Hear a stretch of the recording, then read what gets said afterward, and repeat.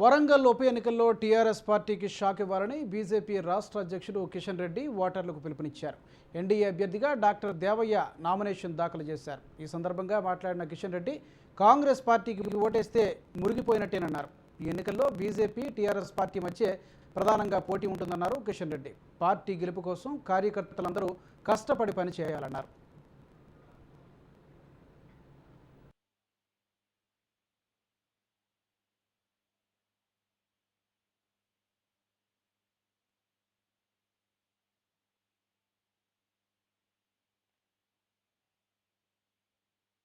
రెండు 2009 సంవత్సరం నుంచి గత 7 సంవత్సరాలుగా అనేకమైనటువంటి సామాజిక కార్యక్రమాలకు చేస్తున్నటువంటి వ్యక్తి మన దేవయ్య గారు.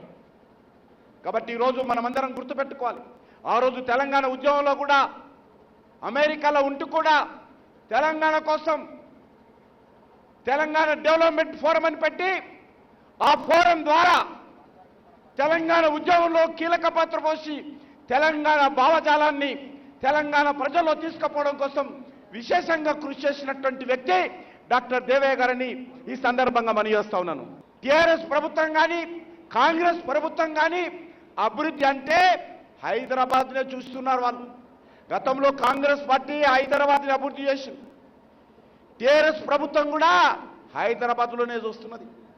వరంగల్లో రోడ్డు లేవు మహాప్రభు అంటే హైదరాబాద్లో మన కేసీఆర్ గారు ఆకాశంలో దారులు కడతాడట, ఆకాశ వీధులు.